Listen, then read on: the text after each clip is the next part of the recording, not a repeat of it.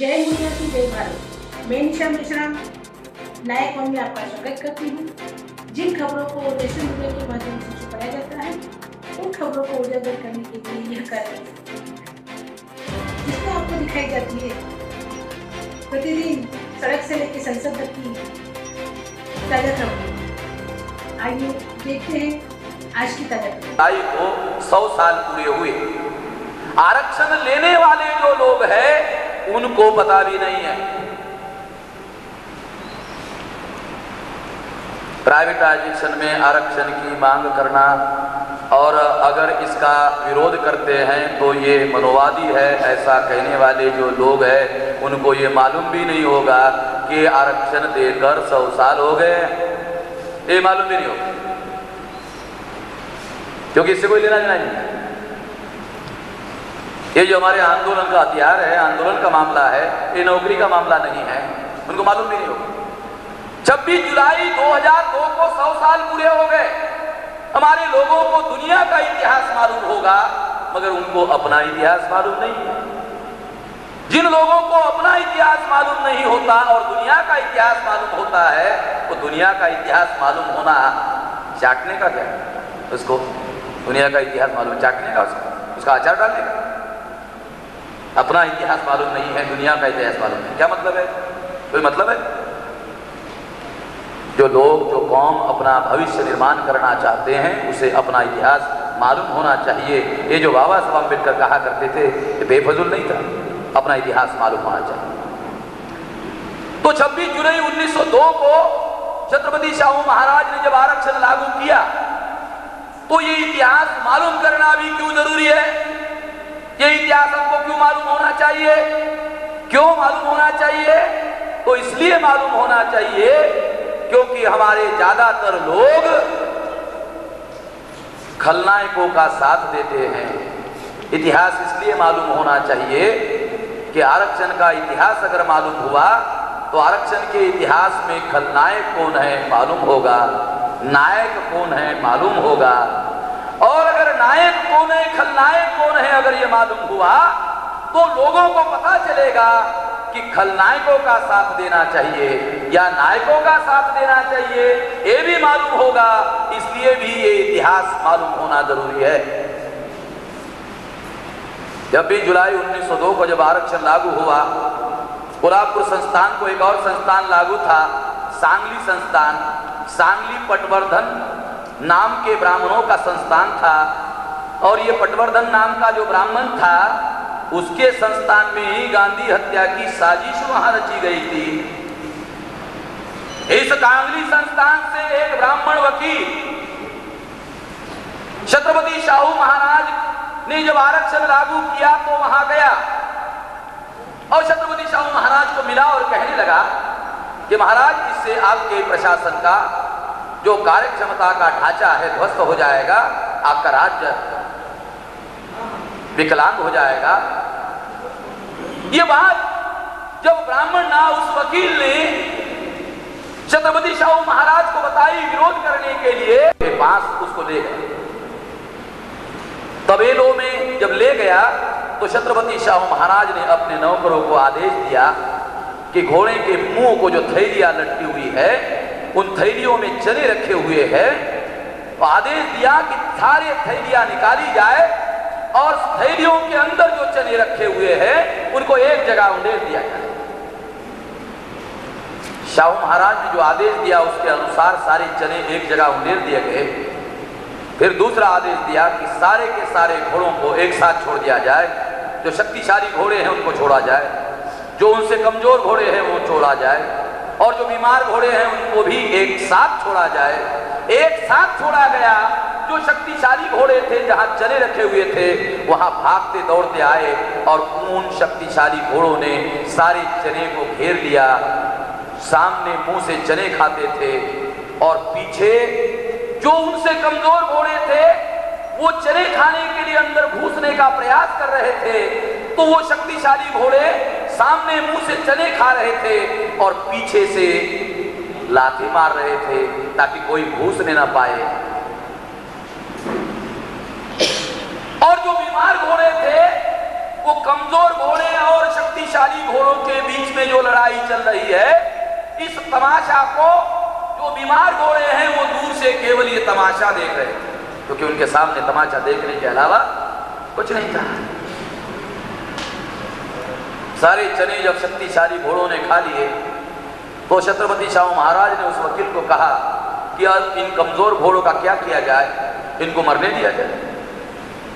इन बीमार घोड़ों का क्या किया जाए, इनको मरने दिया जाए। इसीलिए मैंने प्रत्येक घोड़े के हिस्से के चने थैली में डाले और थैली हर एक घोड़े के मुंह पर मैंने लटका दी, ताकि प्रत्येक घोड़े को अपने अपने हिस्से के चने मिल सके। मैंने घोड़ों के साथ न्याय करने के बाद अब मैं इंसानों को साथ न्याय करने के लिए आरक्षण लागू कर रहा हूं, क्योंकि जो घोड़ों में अन्याय हो रहा है वो इंसानों में भी हो रहा है। इसलिए इनके साथ भी न्याय हो, इसके लिए ये आरक्षण मैंने लागू किया, ताकि प्रत्येक को उनके हिस्से जो है उनके हिस्से का अधिकार मिल सके।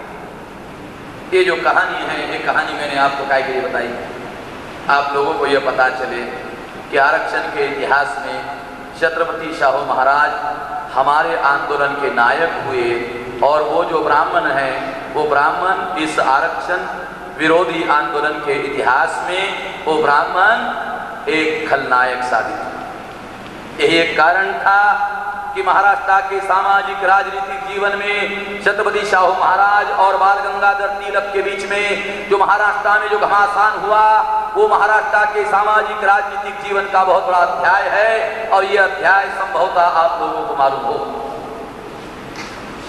इसलिए साथियों, ये जो अध्याय है छत्रपति शाहू महाराज का, ये जो अध्याय है, ये आरक्षण के इतिहास में नायक कौन है, खलनायक कौन है, इसके साथ जुड़ा हुआ मामला है। दूसरा इतिहास इसी के साथ जुड़ा हुआ, 1918 में भारत में एक महत्वपूर्ण घटना घटित हो रही थी। अंग्रेज आने के पहले तक भारत में समस्त प्रजाजनों के लिए कानून बनाने का अधिकार अंग्रेज आने के पहले ब्राह्मणों के हाथ में था। समस्त प्रजाजनों के लिए कानून बनाने का अधिकार ब्राह्मणों के पास था। अंग्रेज जैसे ही आए, अंग्रेजों ने ब्राह्मणों का कानून बनाने का अधिकार समाप्त कर दिया, अंग्रेजों ने अपने हाथ में लिया। जब अंग्रेजों ने कानून बनाने की प्रक्रिया का संवैधानिकरण करना शुरू कर दिया, वैधानिकरण करना शुरू कर दिया, तो ये वैधानिकरण करने के लिए अंग्रेजों ने एक व्यवस्था बनाने की योजना बनाई। इस योजना के तहत उन्होंने विधिमंडलों का गठन करने की योजना बनाई। विधिमंडलों का गठन करने की जब उन्होंने योजना बनाई, तो विधिमंडलों का गठन कैसे हो, इसके लिए अंग्रेजों ने साउथ बरो कमीशन भारत में भेजा। छत्रपति शाहू महाराज जिंदा थे, उन्होंने भास्कर राव जाधव से कहलवाकर विधिमंडलों में हमारे लोगों को रिजर्वेशन मिले, इसके लिए रिटर्न मेमोरेंडम सबमिट करवाया। बाबा साहब अम्बेडकर ने 1918 को रिटर्न मेमोरेंडम सबमिट किया। अनुसूचित जाति जनजाति के लोगों को रिजर्वेशन मिले, पॉलिटिकल रिजर्वेशन मिले, इसकी मांग बाबा साहब अम्बेडकर ने की।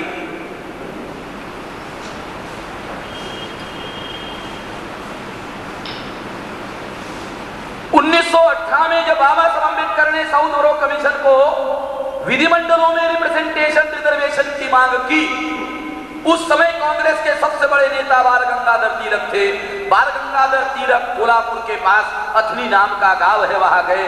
वहां उन्होंने एक जाहिर सभा ली। उस जाहिर सभा में उन्होंने इसका जवाब दिया। क्या जवाब दिया? इसमें उन्होंने जवाब दिया,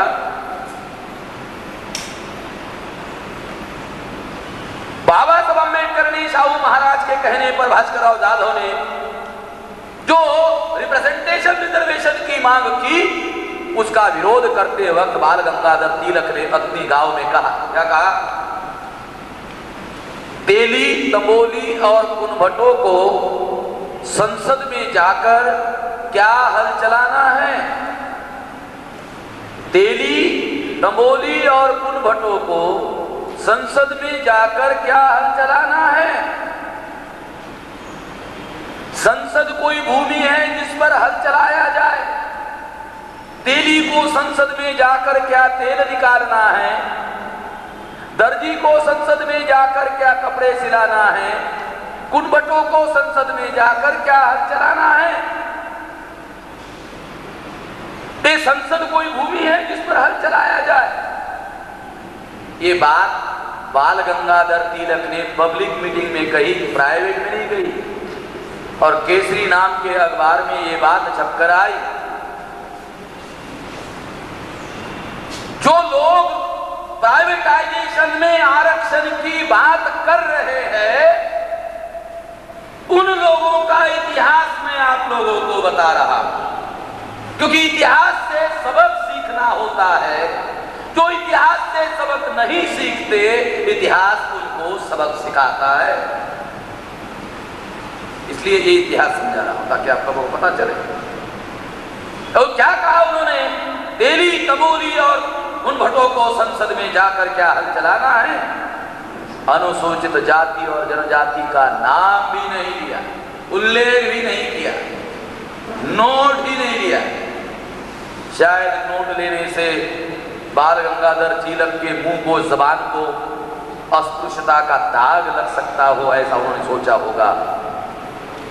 बाल गंगाधर तिलक का वो इतिहास हमको पढ़ाया जाता है, स्वराज्य हमारा जन्मसिद्ध अधिकार है और हमसे लेकर रहेंगे, ये हमको पढ़ाया जाता है। हमको ये नहीं पढ़ाया जाता तेली, तंबोली और कुनभटो को संसद में जाकर क्या हल चलाना है। इसका मतलब है बाल Gangadhar Tilak governance of the country में हमारे लोगों को रिप्रेजेंटेशन अर्थात हिस्सेदारी देने के विरोध में थे। इस बात से सिद्ध होता है। 1919 का कानून बना, जो हमारे लोगों ने मांगा था वो नहीं मिला, जो नहीं मांगा था वो मिला, नॉमिनेटेड रिप्रेजेंटेटिव का अधिकार मिला। 1919 का कानून पास हो गया। इस कानून में एक प्रोविजन था, हर 10 साल बाद कानून की समीक्षा करने की वो व्यवस्था थी। कानून की समीक्षा करने के लिए 1928 को साइमन कमीशन भारत में आया। तब तक शाहू महाराज का मृत्यु हो गया था, तब तक बाल गंगाधर तिलक का मृत्यु हो गया था और गांधी जी कांग्रेस के सर्वे सर्वा हो गए थे। जब साइमन कमीशन भारत में आया तो गांधी जी के सामने संकट खड़ा हुआ कि 1918 और 1919 में जो रिप्रेजेंटेशन का मामला हमारे लोगों ने खड़ा किया था, वो मामला अनसेटल था, वो सेटल नहीं हुआ था। इसलिए गांधी जी को यह आशंका हुई कि कहीं साइमन कमीशन ये मामला सेटल ना कर दे। इसलिए गांधी जी ने साइमन कमीशन चले जाओ का आंदोलन शुरू कर दिया। यह आंदोलन इतना उग्र था कि पंजाब में जब यह आंदोलन गया तो लाला लजपत राय के छाती पर लाठी पड़ने से लाला जी मारे गए। आप अनुमान लगाओ कि साइमन कमीशन के विरोध में कितना बड़ा यह आंदोलन चल रहा था। और यह आंदोलन हमारे लोगों के हक और अधिकार के विरोध में था, रिप्रेजेंटेशन के विरोध में था। और यह आंदोलन गांधी जी द्वारा चलाया जा रहा था। गांधी जी के पहले मैंने आपको उदाहरण दिया, तेली, तंबोली और कुनभटो को संसद में जाकर क्या हल चलाना है, ऐसा कहकर बाल गंगाधर तिलक ने भी अपना नाम आरक्षण विरोधी आंदोलन के इतिहास में खलनायक के तौर पर नोट किया है। बाल गंगाधर तिलक भी खलनायक। गांधी ने हमारे लोगों को साइमन कमीशन में रिप्रेजेंटेशन का मामला कहीं हल ना हो, जब उन्होंने विरोध किया, अंग्रेजों ने पूछा क्यों विरोध कर रहे हो? गांधी ने कहा कि हमारा भारतीय प्रतिनिधि यहाँ नहीं लिया गया है, इसलिए हम विरोध कर रहे हैं। अंग्रेजों ने कहा कि साइमन जो भी रिकमेंडेशन करेगा उस पर अमल करने के पहले भारतीय नेताओं के प्रतिनिधियों के साथ वार्ता होगी, उसके बाद ही इस पर अमल किया जाएगा। ऐसा आश्वासन देने की वजह से गांधी जी ने अपना आंदोलन पीछे ले लिया। और 1931 को अंग्रेजों ने जब साइमन कमीशन के बाद रिकमेंडेशन पर विचार करने के लिए first round table conference England में आयोजित की, गांधी जी को निमंत्रण था, गांधी जी नहीं गए। सेकंड राउंड टेबल कॉन्फ्रेंस में फाइनल डिसीजन लेने के लिए सेकंड राउंड टेबल कॉन्फ्रेंस आयोजित हुई। इसके लिए गांधी जी को निमंत्रण नहीं था, कांग्रेस को निमंत्रण था। कांग्रेस ने फिर गांधी जी को भेजा, Gandhi ji second round table conference में गए और वहां जाकर गांधी जी ने बाबा साहब अम्बेडकर ने जो रिप्रेजेंटेशन की मांग की थी उसका जाहिर विरोध किया और कहा कि अगर एंग्लो इंडियन लोगों को और पॉलिटिकल या सेपरेट इलेक्टोरेट देकर रिप्रेजेंटेशन दिया जाता है, मैं विरोधी नहीं हूं। क्रिश्चियनों को दिया जाता है, मैं विरोधी नहीं हूं। मुसलमानों को दिया जाता है, विरोधी नहीं हूं। अगर इन लोगों को दिया जाता है, मैं विरोधी नहीं हूं, मगर अनुसूचित जाति और जनजाति के लोगों को अगर दिया जाता है तो मैं विरोधी हूं। अगर ये लोग हिंदू धर्म छोड़कर मुसलमान बन जाते हैं, क्रिश्चियन बन जाते हैं और फिर मांग करते हैं तो मेरा कोई विरोध नहीं। यह है गांधी, महात्मा गांधी। लोगों को इतिहास मालूम नहीं कि मैं रिकॉर्डेड वर्जन बता रहा हूं कि गांधी जी ने हमारे लोगों के रिप्रेजेंटेशन का विरोध किया, सिद्ध हुआ। साइमन कमीशन को गांधी जी ने जो विरोध किया, उस विरोध का मूल कारण हमारे लोगों को रिप्रेजेंटेशन रिजर्वेशन ना मिले ये है। ये आपको पता चले, क्योंकि गांधी जी के बारे में ज्यादातर जो हमारे लोग हैं वो गांधी जी के साइड में खड़े हैं, क्योंकि गांधी जी महात्मा महात्मा महात्मा महात्मा महात्मा। तो महात्मा जो होता है वो तो अच्छा होता है, तो जो अच्छा होता है वो विरोध थोड़ी करता है।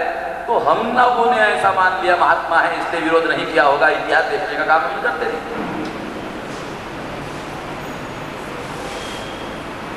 गांधी जी ने इसके विरोध में जानकीबाजी लगाने की, अंग्रेजों को धमकी देने के बावजूद भी 17 अगस्त 1932 को कम्युनल अवार्ड डिक्लेयर हुआ और बाबा साहब अम्बेडकर ने जो रिप्रेजेंटेशन रिजर्वेशन की मांग की थी वो मंजूर हो गई। गांधी जी को बॉम्बे में अरेस्ट करके एरोड़ा जेल में डाल दिया। गांधी जी को जैसे ही पता चला कि डॉक्टर अंबेडकर की रिप्रेजेंटेशन की रिजर्वेशन की मांग मंजूर हो गई, गांधी जी ने इसके विरोध में 20 सितंबर को उपवास शुरू कर दिया। 20 सितंबर को उपवास शुरू कर दिया। 24 सितंबर को पूना पैक्ट हुआ। अंग्रेजों ने अधिकार दिया, गांधी जी ने छीन लिया।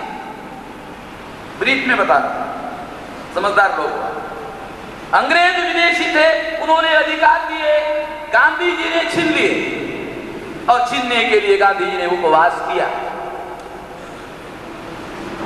अंग्रेजों ने अधिकार दिए, गांधी जी ने छीन लिए। आरक्षण के इतिहास में गांधी जी का नाम लिख लेना खलनायक। यानी आपको लिखना पड़ेगा, मैं एक एक का नाम बताते जाऊंगा, खलनायक खलनायक खलनायक, सब प्रमाण बताऊंगा। मैं इसलिए ये बताना चाहता हूं कि आप लोगों को पता चले कि किसके साथ में खड़ा होना चाहिए। जब मैं बताऊंगा तो जो निदर्शन करने वाले लोग के समर्थन करने वाले लोग अगर यहाँ होते तो वो मेरे समर्थन में खड़े हो जाते। दावा है, क्योंकि मैं उनकी लड़ाई लड़ रहा हूं, बाम से उनकी लड़ाई लड़ रही, रियल लड़ रही, तो उनको पता चल जाता, ये इतिहास में पता चल जाए। गांधी जी ने हमारा जो पॉलिटिकल आरक्षण है, सेपरेट इलेक्टोरेट है, ये सेपरेट इलेक्टोरेट खत्म कर दिया। जॉइंट इलेक्टोरेट आया। जॉइंट इलेक्टोरेट में 119 मेंबर पार्लियामेंट चुनकर जाते हैं, 1050 एमएलए चुनकर जाते हैं, 1050 एमएलए विधानमंडल में आज के तारीख में चुनकर जाते हैं, 119 मेंबर पार्लियामेंट चुनकर जाते हैं। 119 मेंबर पार्लियामेंट 119 मेंबर पार्लियामेंट में है और उसी पार्लियामेंट में हमारा आरक्षण समाप्त करने का षड्यंत्र हो रहा है। 119 लोग चुप बैठे हुए हैं। ये चुप बैठे हुए क्यों है? उनको पूछो तो वो कहते हैं, वो जवाब देते हैं क्यों चुप बैठे, बोलते क्यों नहीं? तो वो जवाब देते हैं अगर बोलेंगे तो हाईकमांड नाराज हो जाता है। वो नाराज होता है, हाईकमांड नाराज हो जाता है कि अगर पार्लियामेंट में बोलेंगे तो हाईकमांड नाराज हो जाता है। तो हमारे लोगों ने उनको कहा हमारे नाराजगी का क्या? हमारे लोगों ने पूछा भाई हाईकमांड नाराज होते हैं इसलिए तुम चुप हो, हमारे नाराजगी का क्या? तो उन्होंने जवाब दिया तुम्हारे नाराजगी की चिंता करने की जरूरत नहीं है। हमारे लोगों ने पूछा क्यों नहीं है? तो उन्होंने जवाब दिया, तुम टिकट थोड़ी देते हो, टिकट हाईकमांड देता है। हाईकमांड को नाराज करेंगे तो टिकट नहीं मिलेगा, टिकट नहीं मिलेगा तो अगले चुनाव में, अरे वो टिकट नहीं देगा तो तुम वोट देना या ना देना, वो तो टिकट देने के बाद का मामला है। टिकट ही नहीं मिला तो क्या, जब टिकट ही नहीं मिलेगा तो वोट देना ना देना मामला ही खत्म हो जाएगा हमारा। इसलिए हम तुम्हारे नाराजगी की परवाह नहीं करते हैं, हम हाईकमांड की नाराजगी की परवाह करते हैं। इसलिए पार्लियामेंट में हमारा आरक्षण खत्म हो रहा है। तो ये लोग चुप इसलिए है क्योंकि ये जॉइंट इलेक्टेड में चुनकर जाते हैं, और जॉइंट इलेक्टेड किसने लाया? जॉइंट इलेक्टेड गांधी जी ने लाया। इसलिए गांधी जी इनको चुप कराने वाले पहले व्यक्ति है। ये जो चुप है उसके लिए गांधी जी जिम्मेवार है, क्योंकि गांधी जी की वजह से पूना पैक्ट हुआ, इसलिए जॉइंट इलेक्टेड आया। जॉइंट इलेक्टेड की वजह से ये लोग दलाल और भड़वे व्यवस्था के बने हुए हैं। बाबा साहब अम्बेडकर ने इनके लिए अंग्रेजी शब्द प्रयोग किया था, एजेंट। बाबा साहब अम्बेडकर ने दो शब्द इस्तेमाल किया था, टूल एंड एजेंट। मगर अब गंगा में इतना पानी बह गया है कि टूल और एजेंट शब्द बताने से वास्तविक अर्थ समझ में नहीं आता। इसलिए मैंने दूसरे शब्दों का प्रयोग करके लोगों को समझाना चाहा कि ये टूल और एजेंट ही नहीं, ये दलाल और बड़वे है। जब मैं ऐसे कहता हूं तब लोगों को समझ में आता ये बात। जैसे जमाना बदलता है, हालात परिस्थिति बदलती है, तो सटीक शब्दों का चुनाव करना पड़ता है। तो ये जो दलाल और बड़वे व्यवस्था के बने हुए हैं, पार्लियामेंट में 119 एमपी और 1050 एमएलए, ये चुप्पी लगा के बैठे, इतनी बड़ी। इसका कारण है कि जॉइंट इलेक्टेड। जॉइंट इलेक्टेड का कारण है मोहनदास करमचंद गांधी। इसलिए मोहनदास करमचंद गांधी ने जॉइंट इलेक्टेड पैदा किया और जॉइंट इलेक्टेड ने दलाल पैदा किया। इसलिए मोहनदास करमचंद गांधी दलालों और भड़वों के पिताश्री है। अगर मोहनदास करमचंद गांधी दलालों और भड़वों के पिताश्री है तो गांधी जी आज की जो भयानक परिस्थिति है उसके लिए भी जिम्मेवार। दूसरी बात, गांधी जी ने पूना पैक्ट करने के लिए हमारे लोगों के विरोध में जनमत जगाने के लिए उपवास किया। इस उपवास का परिणाम यह हुआ कि आरक्षण विरोधी जनमत, उस समय राष्ट्रव्यापी आरक्षण विरोधी जनमत गांधी जी ने आरक्षण के विरोध में खड़ा किया। ये जो आरक्षण विरोधी जनमत गांधी जी ने जगाया, ये आरक्षण विरोधी जनमत रूपी जो शैतान है, इस शैतान को जगाने का काम गांधी जी ने किया। वो शैतान जिस गांधी जी ने जगाया था, आरक्षण विरोधी जनमत नाम का जो शैतान है, ये शैतान जो जगाया था गांधी जी ने, वो शैतान आज भी हमारा पीछा कर रहा है। आज भी जो आरक्षण का विरोध आज हो रहा है वो गांधी जी का जगाया हुआ जनमत है। जिस जनमत ने, आरक्षण विरोधी आंदोलन के जनमत ने, जनमत को गांधी जी ने जगाया था, वो जनमत रूपी शैतान आज भी हमारा पीछा कर रहा है। इसलिए मैं गांधी जी को आरक्षण विरोधी आंदोलन का प्रवर्तक नेता मानता हूं। गांधी जी आरक्षण विरोधी आंदोलन के प्रवर्तक नेता है। गांधी जी के नाम पर बहुत सा श्रेय है कि उन्होंने ये तीर मारा, उन्होंने वो तीर मारा, चलो एक तीर हमारा भी। गांधी जी आरक्षण विरोधी आंदोलन के प्रवर्तक नेता है, चलो एक श्रेय हम भी दे दें। श्रेय लो भाई, गांधी जी और बड़ा हो जाओ।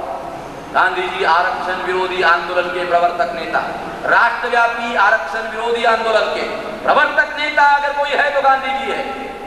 82 में जब रिजर्वेशन विरोधी आंदोलन गुजरात में हुआ, 82 के बाद जब मैं गुजरात गया तो एक यूनिवर्सिटी लेवल पर पढ़ाने वाला प्रोफेसर मुझे एक भाषण में पूछा, मेशराम जी मुझे ये समझ में नहीं आता कि आरक्षण विरोधी आंदोलन चलाने वाले लोग गांधी जी के पुतले के पास बैठकर आरक्षण विरोधी आंदोलन चला रहे हैं। गांधी जी ने तो हमको आरक्षण का अधिकार दिया, तो ये लोग गांधी जी के पास, गांधी जी के पुतले के पास बैठकर आरक्षण विरोधी आंदोलन क्यों चला रहे हैं? उसने मुझे भाषण में जवाब पूछा, भाषण में सवाल पूछा, तो मैंने भाषण में जवाब दिया और कहा कि प्रोफेसर साहब, हम लोग गधे लोग हैं, तो प्रोफेसर ने सोचा कि चलो यार, मैं अकेला ही गधा नहीं, तलवामन मेजराम भी गधा है, उसको कंसोलेशन हो गया, थोड़ा समाधान हो गया कि मैं अकेला ही गधा नहीं। उसको मैंने कहा, प्रोफेसर साहब हम गधे लोग हैं,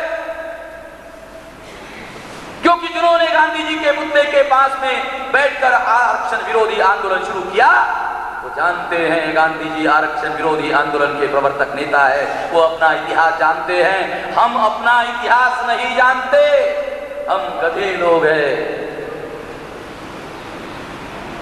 हम लोग गधे लोग हैं, हम आरक्षण विरोधी आंदोलन का इतिहास नहीं जानते। गांधी जी उसमें खलनायक है, वो जानते हैं। इसलिए गांधी जी के पुतले के पास बैठकर उन्होंने आरक्षण विरोधी आंदोलन शुरू किया, तो वो अपना इतिहास जानते, वो गलत नहीं है। पूना पैक्ट का जो परिणाम निकला, ये परिणाम हमारे समाज के लिए भयानक होगा। बाबा साहब अम्बेडकर को पहले ही कल्पना थी, इसलिए सेपरेट इलेक्टोरेट फेल हो गया, तो बाबा साहब अम्बेडकर ने इसकी भरपाई करने के लिए सेपरेट इलेक्टोरेट के जगह सेपरेट सेटलमेंट की योजना बनाई। अंग्रेजों से ये स्कीम पास करवाई, मंजूर करवाई। मंजूर करने के बाद 1942 में जब शेड्यूल कास्ट फेडरेशन का अधिवेशन नागपुर में हुआ, उसमें उन्होंने घोषित किया। परंतु 1943 में जब क्रिप्स मिशन भारत में आया, महायुद्ध होने के बाद, तो क्रिप्स ने और अंग्रेजों के माध्यम से ये घोषित किया कि अब हम भारत में ज्यादा देर रहने वाले नहीं हैं, धीरे धीरे हम भारत छोड़ देंगे। ये जब घोषित किया तो बाबा साहब अम्बेडकर को बड़ी परेशानी हुई। वो इंग्लैंड में गए और अंग्रेजों को पूछा कि अगर आप भारत छोड़कर चले गए तो ये सेपरेट सेटलमेंट का क्या होगा। अंग्रेजों ने बाबा साहब अम्बेडकर को जवाब दिया कि सेपरेट सेटलमेंट पर अमल करने का काम भारत में अब जो रूलर आएंगे वो करेंगे, हम करने वाले नहीं हैं। बाबा साहब अम्बेडकर को समझने में देर नहीं लगी कि जिन ब्राह्मणों ने हमारे लोगों को गुलाम बना रखा है, अगर वो ब्राह्मण इस देश के रूलर बनेंगे तो ब्राह्मण हमको आजाद करने का काम करने वाले नहीं हैं। इसलिए बाबा साहब अम्बेडकर को समझने में देर नहीं। परंतु अंग्रेजों ने एक बात और घोषित की थी कि हम ट्रांसफर ऑफ पावर करके भारत को छोड़कर निकल जाएंगे, मगर उसकी एक शर्त है कि भारत में आपस में लड़ने झगड़ने वाले जो नेता लोग हैं वो मिलजुल कर संविधान का निर्माण करें। अगर वो मिलजुल कर संविधान का निर्माण करेंगे तो हम भारत छोड़कर चले जाएंगे। शर्त रखा था अंग्रेजों ने ट्रांसफर ऑफ पावर की, मिलजुल कर संविधान का निर्माण करें। बाबा साहब अम्बेडकर ने इस अपॉर्चुनिटी का फायदा उठाया और उन्होंने घोषित किया, क्या घोषित किया? संविधान निर्माण करने में हम सहयोग करने वाले नहीं हैं। आप लोगों को यह कहीं मालूम है कि बाबा साहब अम्बेडकर ने संविधान निर्माण किया। मैं जो आपको बता रहा हूं आप लोगों को अजीब लगेगा। क्या कहा बाबा साहब अम्बेडकर ने? बाबा साहब अम्बेडकर ने कहा कि संविधान निर्माण करने में हम कांग्रेस को साथ सहयोग करने वाले नहीं हैं। एक शब्द में साथ सहयोग करेंगे अगर हमें कॉन्स्टिट्यूशनल सेफगार्ड दिए जाएंगे। उन्होंने कर्जन और अल्स्टर का उदाहरण बताया कि अल्स्टर के लोगों को, इंग्लैंड के लोगों ने कहा कि आपको जो सुविधा चाहिए, जो फैसिलिटी चाहिए मांगिए, हम देने के लिए तैयार है। मगर अल्स्टर वाले लोगों ने जवाब दिया, we don't want to ruled by you. तुम सुविधा देना चाहते हो, हम तुमसे शासित ही नहीं होना चाहते। ये उदाहरण देकर बाबा साहब अम्बेडकर ने कांग्रेस को कहा कि हम अल्स्टर वालों की तरह जवाब नहीं दे रहे हैं, हम कह रहे हैं कि हमको सुविधा, कॉन्स्टिट्यूशनल सुविधा अगर मिलती है तो हम संविधान निर्माण करने की प्रक्रिया में साथ सहयोग करने के लिए तैयार है। अंग्रेज कहते हैं कि ट्रांसफर ऑफ पावर संविधान निर्माण करेंगे मिलजुल कर तो ट्रांसफर ऑफ पावर होगा। बाबा साहब कहते हैं कि हम कांग्रेस को संविधान निर्माण करने में सहयोग करने के लिए तैयार नहीं है। अगर ट्रांसफर ऑफ पावर होता है तो नेहरू प्रधानमंत्री होते हैं, इसलिए नेहरू को परेशानी हुई कि ट्रांसफर ऑफ पावर नहीं होगा तो मेरे प्रधानमंत्री पद का क्या होगा। इसलिए वो गांधी जी के पास जाते हैं और कहते हैं, गांधी जी कि डॉक्टर अंबेडकर ने ऐसा कहकर ये जो ट्रांसफर ऑफ पावर का मामला है इसमें फट्टा अड़ा दिया है, क्या किया जाए। गांधी जी नेहरू को कहते हैं कि नेहरू जी, अंबेडकर के साथ समझौता मत करना, क्योंकि अम्बेडकर के साथ समझौता करने का मैं भुगतभोगी हूं, मरते मरते बचा। अम्बेडकर के साथ समझौता करना आसान मामला नहीं है, इसलिए समझौता मत करना। समझौते में तुमको निचोड़ लेगा, तो तुम्हारे बस की बात नहीं है। मैं खुद मरते मरते बच गया मुश्किल से। तो नेहरू ने पूछा भी क्या किया जाए। गांधी जी ने राजनीतिक दांवपेच के तहत एक दांवपेच नेहरू को समझाया कि ऐसा करो, डॉक्टर अंबेडकर को संविधान लिखने की जिम्मेवारी दे दो। अगर डॉक्टर अंबेडकर संविधान लिखने का काम करेंगे तो उनको जो सेफगार्ड चाहिए वो सेफगार्ड वो खुद ही लिख लेंगे।